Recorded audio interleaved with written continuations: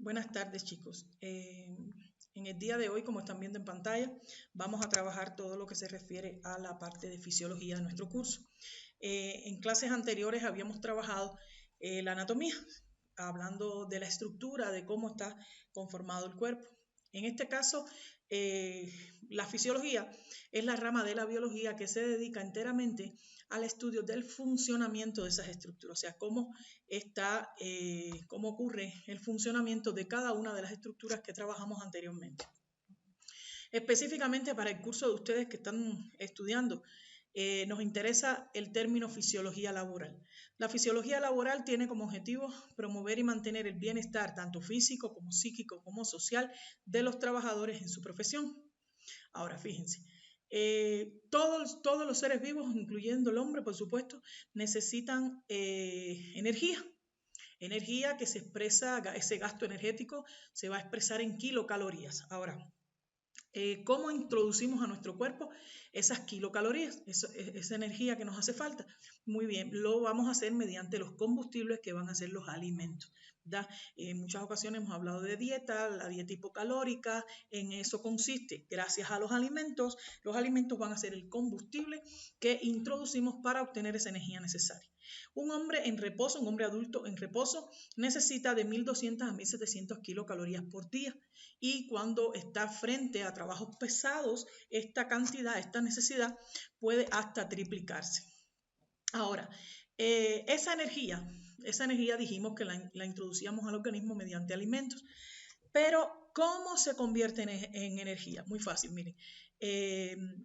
Existe en cada una de nuestras células, van a ocurrir procesos llamados procesos metabólicos en los que se degradan y sintetizan sustancias de acuerdo a las necesidades. A esos procesos, como dijimos, se le llama metabolismo y pueden ser de dos tipos. Aquí ven en el esquema que pueden ser de anabolismo o síntesis. En este caso voy a sintetizar moléculas más complejas, y el que nos ocupa, que es el que nos da la energía necesaria, que van a ser los procesos catabólicos o de degradación.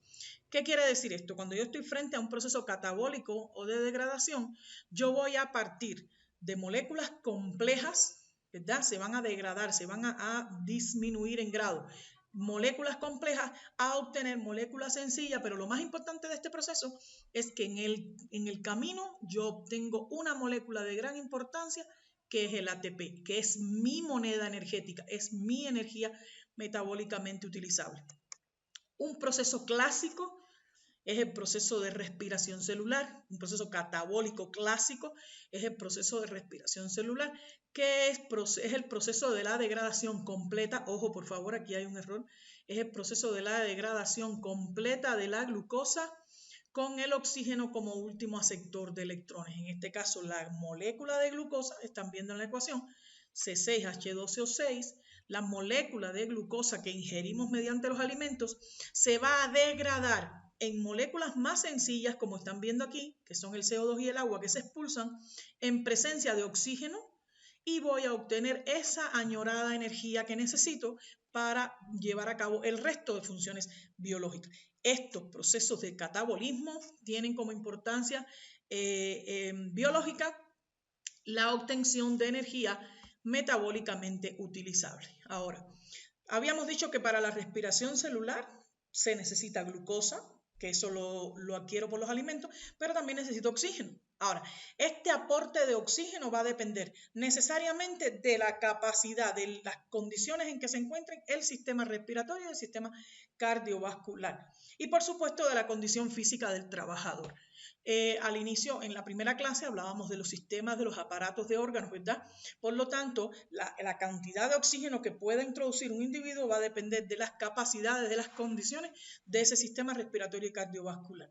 Y obvio de la condición física del trabajador. A mejor condición física yo voy a aportar mayor oxígeno, voy a tener muchas mayores condiciones. Ahora, esto se relaciona con la composición física y capacidad aerobia. ¿Qué es la capacidad aerobia? Y ustedes están viendo ahí en pantalla que se representa con volumen de oxígeno, ¿verdad? Fíjense, la capacidad aerobia es el consumo máximo de oxígeno a través o mediante o durante un trabajo intenso. Se expresa en mililitros de oxígeno por minuto por peso corporal. Ojo con esto. No sé si ustedes conocen algunas personas que tienen problemas cardiovasculares y les mandan a hacer unos ejercicios, unas pruebas que son caminando en la cinta a ciertas velocidades y le toman un tiempo y le toman la presión y no sé qué. En casos extremos que yo he conocido, e incluso la persona se ha llegado a desmayar porque su capacidad aerobia no es tan grande. Fíjense, a mayor peso de la persona, mayor gasto de energía en actividades que requieren desplazamiento. Y ojo con esto, ¿para qué me sirve mi capacidad aerobia?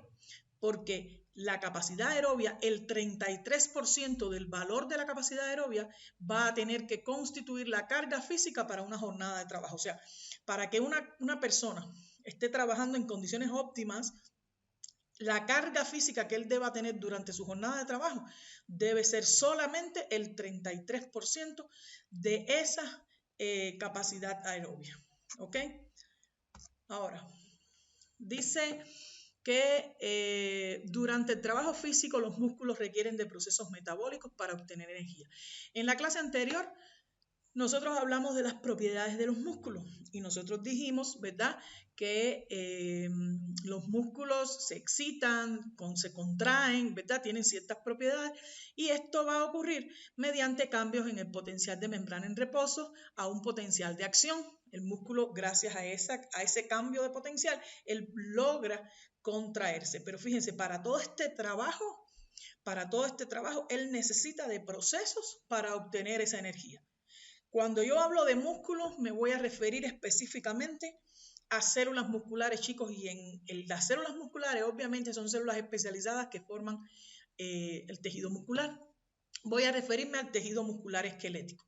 En el caso del tejido muscular esquelético, este posee características como tener en su estructura, ellos poseen muchas miofibrillas que permiten la contracción, están formados por fascículos y tienen en su interior mucha mitocondria.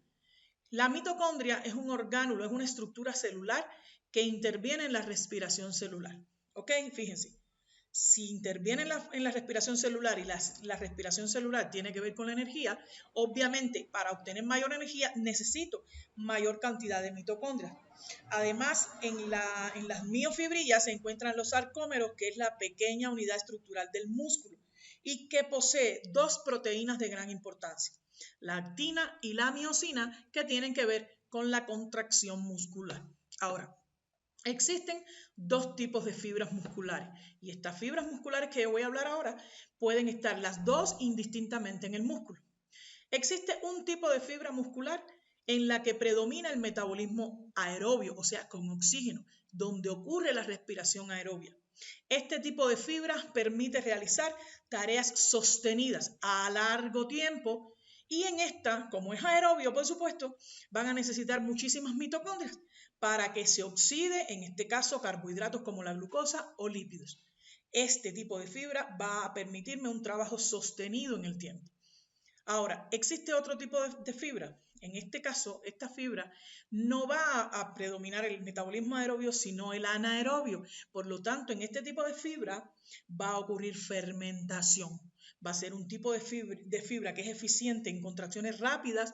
¿Por qué pasa la fermentación? Fíjense, la fermentación es un tipo de metabolismo igual que la respiración catabólico, de obtención de energía. Lo que pasa es que ocurre sin oxígeno.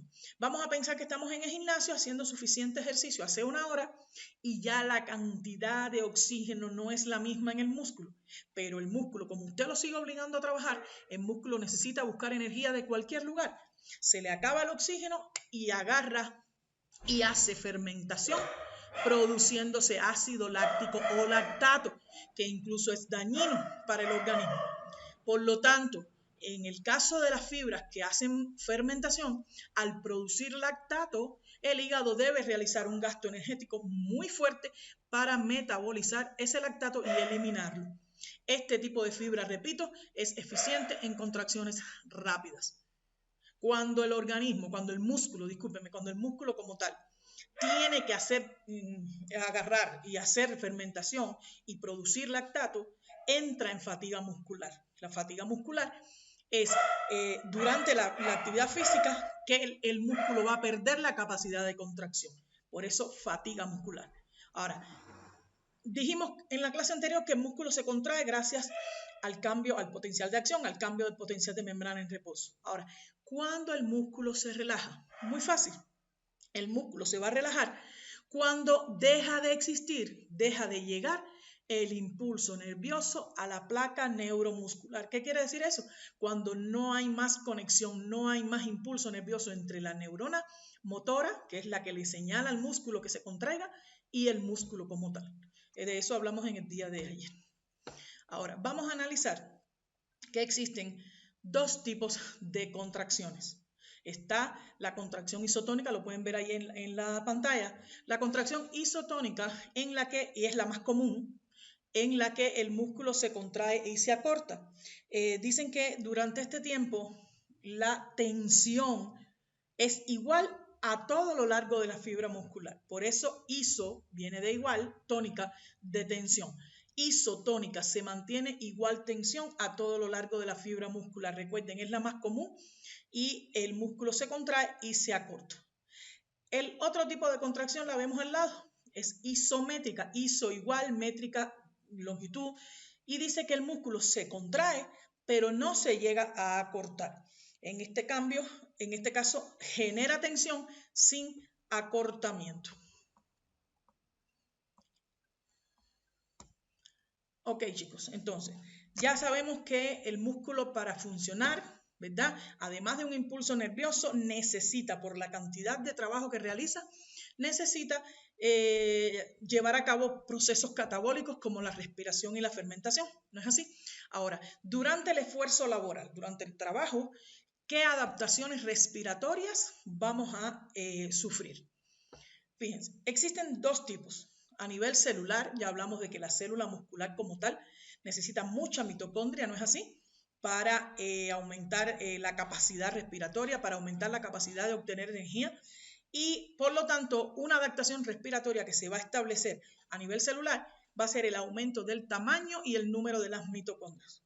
Además del aumento del trabajo y la capacidad de las células musculares de extraer mayor oxígeno de la sangre. Recuerden que la sangre es la que mueve el oxígeno y los nutrientes, por lo tanto las células van a ser capaces durante este esfuerzo laboral de sacar, de extraer mayor cantidad de oxígeno. Recuerden que el oxígeno es un reactivo importante en el proceso de la respiración. Eso es a nivel celular. Y a nivel de los pulmones, con el esfuerzo físico, la cantidad, la frecuencia respiratoria por minuto, que normalmente es de 15 veces por minuto, va a llegar a hasta 40 o 60 veces por minuto en el esfuerzo físico, consumiéndose hasta 100 litros de aire. ¿Ok? Vamos entonces a trabajar, ya terminamos entonces con respiración, con el sistema respiratorio. Vamos a hablar del sistema cardiovascular. Para hablar de adaptaciones durante el esfuerzo laboral, ya hablamos del respiratorio, vamos a uno que es sumamente importante, que es el sistema cardiovascular. En la primera clase, yo les dije que el sistema cardiovascular estaba formado por una bomba o corazón, lo pueden ver aquí, ¿verdad? Una bomba o corazón y una red de vasos sanguíneos, arterias, que son de mayor grosor y llevan sangre del corazón a los tejidos, venas, que van al revés de los tejidos al corazón nuevamente y mueven sangre no oxigenada. De las arterias también vamos a tener arteriolas, venas, vénulas y por último los capilares, que van a ser vasos sanguíneos de muy pequeño grosor, ¿verdad? Muy finos, que permiten el intercambio en los tejidos. Ahora, quiero hablar de dos conceptos importantes. La frecuencia cardíaca, que no es más que las pulsaciones del corazón por minuto en reposo, y la tensión arterial, que es la fuerza que ejerce la sangre sobre las paredes de las arterias. Bien, vamos a recordar que tenemos un corazón formado por 4 cavidades, 2 aurículas, 2 ventrículos, ¿verdad? Y que es totalmente automático, puesto que depende de un marcapaso o un nodo sinusal que genera impulsos eléctricos y provocan que exista la contracción, en este caso sístole o relajación diástole. Ahora, ante el esfuerzo laboral, este sistema cardiovascular sufre adaptaciones, por supuesto. Ahora, fíjense, vamos a ver qué ocurre.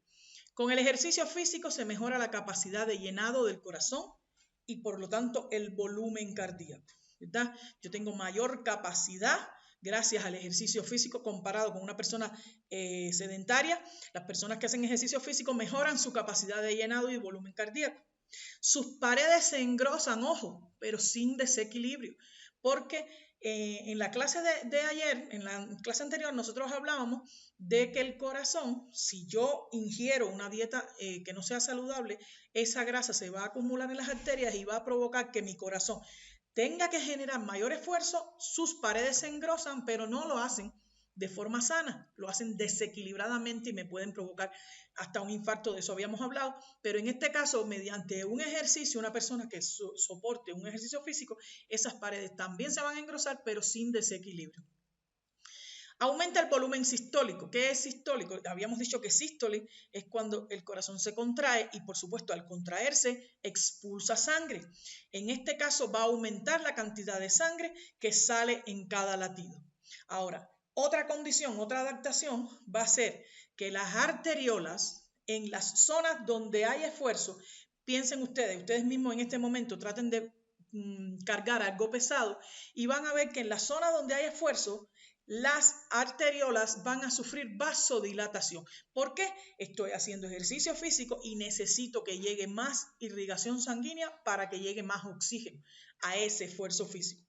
Ahí van a sufrir vasodilatación. Por el contrario, en las zonas que no están implicadas en el esfuerzo, va a sufrir vasoconstricción, o sea, se van a reducir.